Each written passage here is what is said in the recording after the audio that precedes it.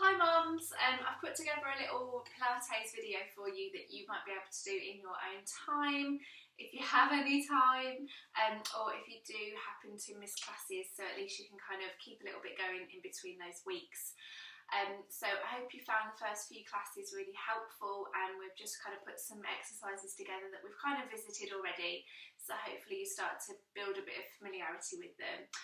So yeah, you don't need a mat, just find yourself some clear space on the floor and do as much of this as you can fit in, and if you find that it's helpful, you can do it a few times in a week. So starting in our rest position, which we now know to be the position where we lie on our backs with our knees bent and our feet hip distance apart, I want you to start by just placing your thumbs and your fingertips together. So you're making like a diamond shape with your hand, and then you're going to place your thumb on your belly button and your fingertips on your pubic bone, or pointing down towards your pubic bone. This is going to help us with our awareness of our neutral pelvis and our neutral spine, which is really key for a lot of our core exercises. So starting with your pelvic tilt, so you're going to flatten your back into the floor, and as you do that you should feel that your diamond tilts towards you or towards your thumbs, and then you're going to just arch your back away from the floor and your diamond tilts towards your toes or your fingertips, and then just keep rolling on and off your lower back so that your diamond rocks forwards and backwards. So as we work through our Pilates exercises, one of our goals is to try and keep that pelvic position neutral. So if you stop that pelvic tilting some point between those two extremes of movement, you should find that your diamond is resting flat and you've got a little gap in the small of your back, and your goal really is to maintain that gap as we work through. So keep your hands on your tummy, but this time just separate your fingertips so you're just pressing down in between your pelvis, so just here. Stay lying down for me. You're going to take a deep breath in, and as you breathe out you're just going to tighten that lower band of tummy. So any C-section mums, just where your scar is, you're just starting to draw your tummy towards your spine. Now as you do that sense of tensioning, what you should feel is a tightening underneath your fingertips, and maybe even a pressing back into the pressure of your fingertips. Now keep holding that tension as you breathe deeply. Everything else should feel nice and relaxed, and it should feel like you're working no harder than say 50%. These are your deep tummy muscles. They get a big stretch through pregnancy, and as I mentioned a minute ago, C-section mums, these do happen to be where your scar lies, so it's really important just to re-engage with those muscles. Okay, we're going to add a little bit of movement now. So breathe in. As you breathe out, you're going to tighten your tummy, and you're going to slowly start to slide one foot along the length of your floor, and then draw that foot back in and just let your tummy relax ever so slightly. Repeat that with the opposite leg. So breathing out, tightening your tummy, heel slides away from you, and then fold back in. Now you might be thinking, that feels pretty simple, but I want you to really focus on the control of that movement. So as you rest your hands on your tummy, you're imagining that you've got a tray of drinks resting on your waist. So can you keep your waist nice and level as your leg slides away from you? And that heel slide should be nice and slow, so it times with your breathing. Next, I'm going to get you to think about that leg that's not moving. You're going to take a drink off of that tray that's resting on your tummy, and you're going to place it on your bent knee. So as your foot slides away from you, make sure that bent knee isn't rocking from side to side. This exercise is all about stability and control, and it's called one leg stretch, because effectively we're stretching one leg. So I want you to pause now and stretch your right leg away from you. Let's add a little bit of strength now with that one leg stretch. So you've got a nice straight right leg, and what you're going to do is slowly start to lift your foot off the floor and line your legs up so your knees are roughly level. Then slowly lower down with that right leg towards the floor. Before the foot touches, see if you can lift it back up again. So imagine there's a pencil attached to the end of your toe, and you're drawing a vertical line up and down the wall in front of you. You've still got that tray of drinks now resting on your waist, As you lower your leg, the weight of your leg will want your back to arch. So you might even need to counteract that by gently pressing into the floor ever so slightly so that your pelvis rests level, your diamond doesn't tilt and you don't spill any trays of drinks. You've still got a cup of tea or a glass of Prosecco resting on that left leg, so make sure it's not flaring from side to side. Really squeeze that thigh. You should feel those legs working nice and hard. We're going to hold the next one. Take it to where you can and pause and breathe. Gently tighten the tummy. Hold that position. Now you can just hold and focus on being still, or if you want to add in a little bit more challenge for control, start to circle that right leg, but do not spill that glass of Prosecco on that left knee. So you're drawing a circle now on the wall in front of you. Change direction with your circle. Keep your circle small, especially if you're finding that your other knee is just swaying from side to side. So it's all about stillness of the left leg and strength of the right leg. 3, 2, 1, and hug that right knee towards you. Good. Okay. Should we try that on the opposite side? So we're going to set up now with the right leg in the rest position. Check in on your diamond, make sure your belly button and your pubic bone are level. Lengthen your left leg away from you. Squeeze your thigh to straighten that leg, and then with a breath out, slowly draw the leg up as you tighten your tummy at the same time, and then slowly lower down. Try and keep a bit of tension through your tummy. Release and repeat. Good. If you're finding that bringing the leg down, the leg just feels too heavy when you get to the bottom, just let it rest on the floor and then reset and go again. Now with keeping your hands over your tummy, you should feel that tummy activity increases with the weight of your leg. But try to avoid any doming of your tummy. So that's when your back arches or your tummy muscles press out into your hands significantly. Tension is fine, but if you're feeling like a separation of your tummy, or as I say, that doming where it almost sort of comes to a bit of a triangular point, then this might be a bit too much for you at the moment. Or you could do it with the knees slightly bent, okay? Let's hold this position. Keep holding, or circle that leg. Keep circling. Loads to think about, okay? Change direction with your circles. Remember that bent leg that's not moving. Can you keep a glass of wine resting on it? 3, 2, and 1. Super. Let's hug the left knee towards us now and stretch the back of the hip out. Now you can pause the video here and repeat that section maybe 2 to 3 times. Really nice for challenging and bringing awareness to your lower back and pelvis. Introducing some deep tummy work, building in some strength through the thighs and building in some abdominal strength as well. Or you can come with me where we're going to work a little bit more into the lower tummy, but in a slightly different way. So back into your rest position from here. Okay, I want you to imagine now that you've got a little sponge in the small of your back. You're ever so gently pressing down on that sponge, and that gives you that level tummy again. It's just a different cue to think about so that you can rest your tray of drinks on your waist. This time, instead of coming into a heel slide, we're going to come into tabletop. So we float the knee over the hip. The hip is flexed at 90 and so is the knee. And then we slowly lower that foot down. Don't lift your back off your sponge. And then we repeat that with the opposite side. So with tabletop, be really precise with your movements. You're allowed to have a little look down, check in what's going on, and then place your head back down on the mat. So we don't want the knees too far in, because actually that means you've probably lost that pelvic position as your spine's tilted. And we don't want these heels down here. We want a nice strong position through the legs.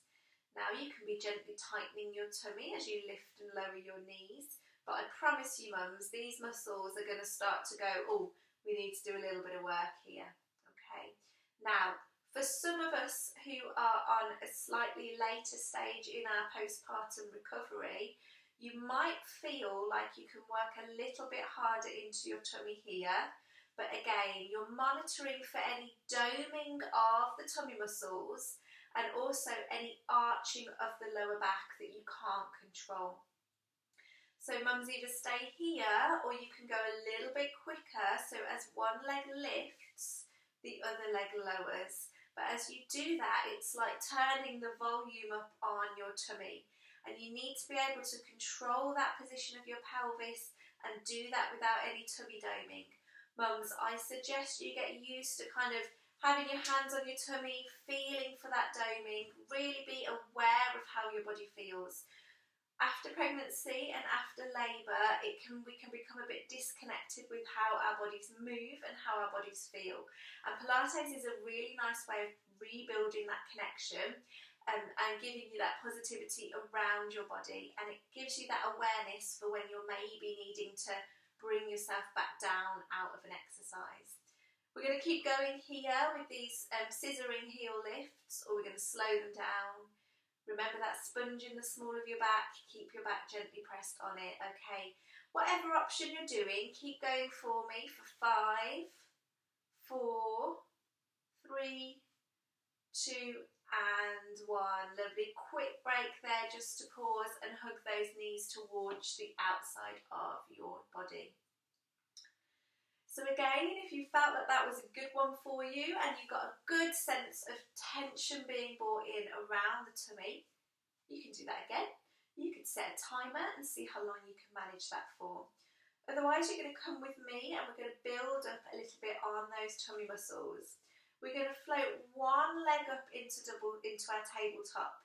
We're going to tighten the tummy, gently press down into our sponge and bring the other leg up. Again, you're monitoring for any doming or any arching of the back. Also, if you get any sense of downward pressure in your pelvic floor, maybe this isn't for you just yet. Then we're going to slowly lower one leg down at a time, okay? Next time we won't hold it for quite so long. So we float one leg up, press down with the spine, float the other leg up, then we lower down one at a time, okay? If this isn't for you, mums, just go back to that single tabletop lift and lower. Otherwise, we're going to keep going with these double tabletop preps. So one leg up, press down with the spine to bring the other leg up. The knees can gently press together and that helps because your inner thigh muscles just give you a little bit of support around your pelvis.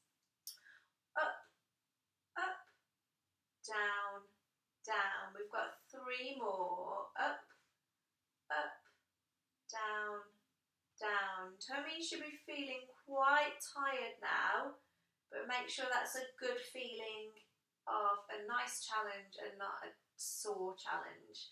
We're going to hold the double tabletop. If holding the double tabletop is too much, what you can do is drop your heels on the edge of your sofa. So you're lying on the floor at the bottom of your sofa. Just let your feet gently rest on the sofa. Don't completely relax them down, but take a little bit of support. If you've still got your birthing ball, you can rest your heels on your birthing ball. If neither of those options is feasible, come down into a single tabletop, but we're all going to pulse the arms from here. So you're either in a double tabletop or a single tabletop. Okay, 10, 9, 8, 7, tighten the tummy and pelvic floor. If you're in a single tabletop, you're going to swap your legs over now or keep going with the double for 4, 3, 2 and 1. Lovely. Bring those knees towards you and gently rock from side to side. Now you'll be pleased to know that we're going to give those tummies a little bit of a rest now and focus our attention on our pelvic floor and the muscles along the back of the body and legs. So come back into your rest position, your feet are hip distance apart. This time I want you to draw your attention to your pelvic floor. So make sure you're feeling nice and relaxed, your breathing is deep. Start to inhale nice and deeply, and then as you exhale, you're going to tighten your back passage to your front passage, and you're going to hold that tightening as you continue to breathe deeply. Now see how many breaths you can manage before your pelvic floor starts to do a little bit of wavering. Once it feels like it's kind of lost its control, just let it completely relax. And then again, on your next breath out, start to tighten from your back passage to your front passage and hold that position. Everything else should be fairly steady and also fairly relaxed. Again, hold that for as long as you can and release. Now you could pause the video here and continue to work on those long, slow pelvic floor contractions. Your goal is to be able to do 10 seconds 10 times. 3 times a day. So keep going with those. Otherwise, if you want, we're going to add a little bit of movement now. So we engage through the pelvic floor and then we press the small of the back into the mat. So remember that sponge? We're going to flatten it now with our spine. As we do that, our tailbone starts to lift off the floor. We continue to peel the spine away from the floor, really tucking the tailbone underneath towards the knees, towards the heels, until the hips are lifted. Pause at the top and then slowly lower your spine back down onto the mat, and you can release the pelvic floor as you go. So this exercise is called bridge, always starting with that pelvic floor contraction, the scooping of the tailbone. Not only does it strengthen the back of the body, but it's a really nice exercise to mobilise the spine. So if you're feeling a little bit stiff in your spine, I want you to visualise every bone in your spine. And if you've never seen a spine, like a picture or a model, it's made up of lots and lots of bones.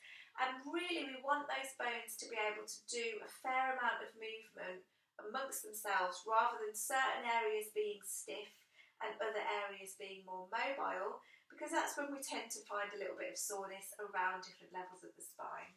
So imagine you're stuck on your mat like a piece of Velcro and you're peeling your spine away from the mat, starting at your tailbone, up towards your ribs, and then slowly smoothing your spine back down along the mat again.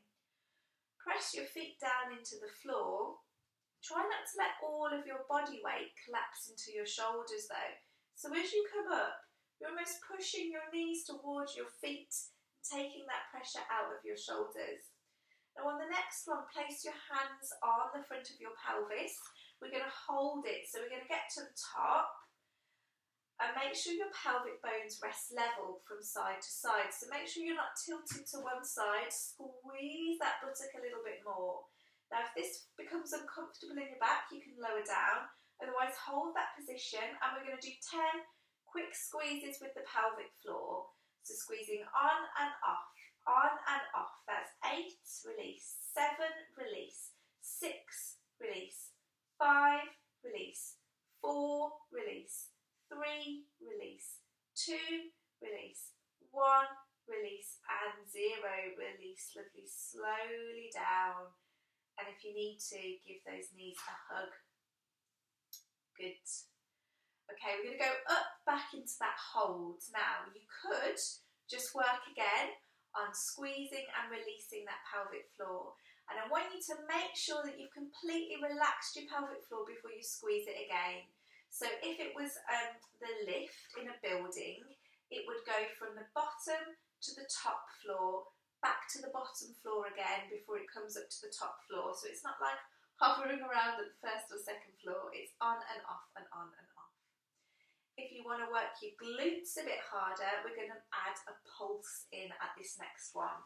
So when you're ready, breathe in to prepare. As you breathe out, engage your pelvic floor, slowly come up, peel away from the mat. Okay, we're at the top now, so you can either just work on squeezing and releasing, or you're going to come slightly higher and relax, slightly higher and relax. And it's those squeezes of the bottom that are going to drive your hips up.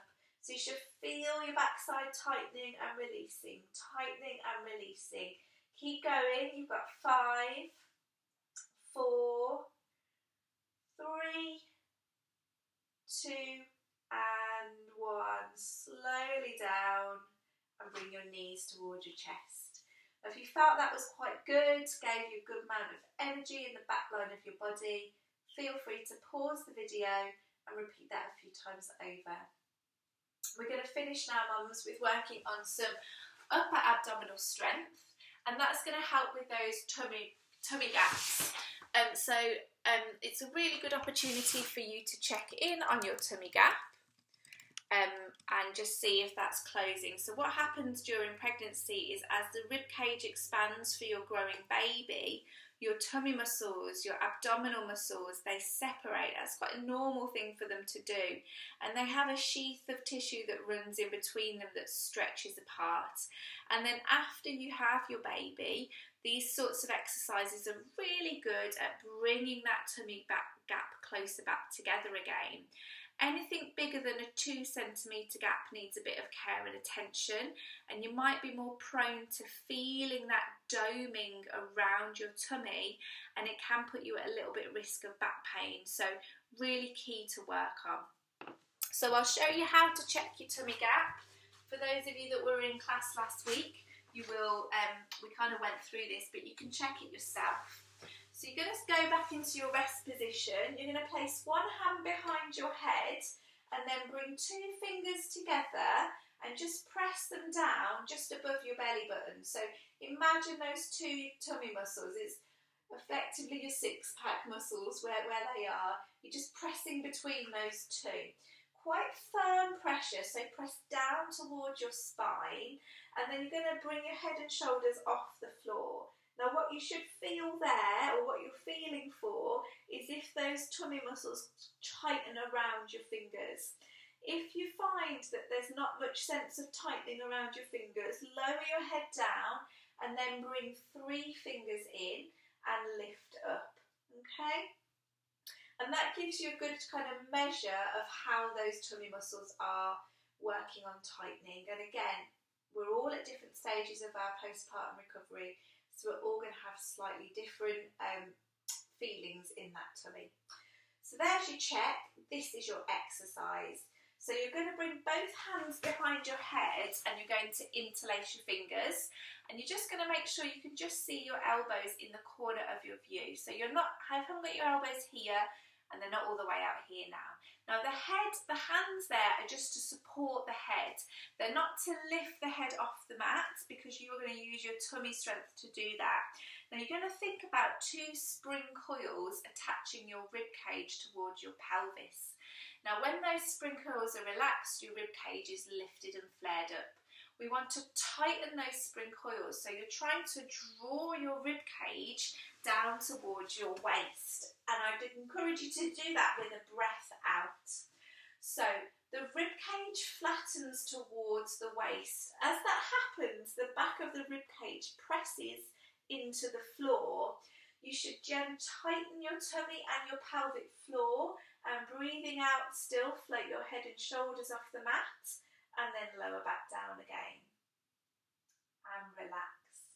So the ribs press down towards your waist, tightening your tummy and your pelvic floor, and then float your head and shoulders only a couple of inches off the mat. Now you want to keep a nice gap between your chin and your chest, so don't pull your head so that your chin touches your chest. Your head and shoulders should really float off the floor, and if they feel like they don't put pressure on yourself to bring them any higher. Even a millimetre off the floor is a really good place to start, providing that you're really feeling that drive of your rib cage down to your waist and that tightening in your tummy. As you get stronger, you'll be able to lift your head and shoulders higher, but it really shouldn't feel like a strain in the neck. If it is, I'd recommend just working on drawing the rib cage down towards the waist, setting yourself up for that head and shoulders lift, but not doing it just yet. We'll go for 6 more if you want. They might feel like that's too much, so you can do it without the head and shoulders lift. Breathe out. I'm doing these, mums, and I'm 6 years postpartum, and I can feel a judder in my tummy with these. So they should feel like hard work, but remember, you're monitoring for any doming of your tummy kind of coming up towards the point, any back pain or any downward pressure in your pelvic floor. If that's the case, pause and we'll revisit these at a later date. Okay, I think that was 6. If you want to, on your 6th one, you can hold, or if that feels like it's too much, just rest, because we've finished for this evening, or this morning, or whenever you're doing this video. Maybe 3 AM in the morning when you can't get back after a night feed. Okay, mums, well done. Hug those knees towards your chest. Gently rock. And then take it into a full body stretch. Hands overhead. This time, just do what feels good. Stretch your fingertips away from your toes. Good. And you can relax now. Well done. If you made it all the way through from start to finish, or if you break that up into little chunks, you've just got to do what works for you. And that might be because of how you're feeling or the amount of time that you have. But as you familiarise yourself with the exercises, you might not even need me on the end of a video, and you can just do a few exercises within some time within your day. So well done, and I look forward to seeing you all very soon. Bye!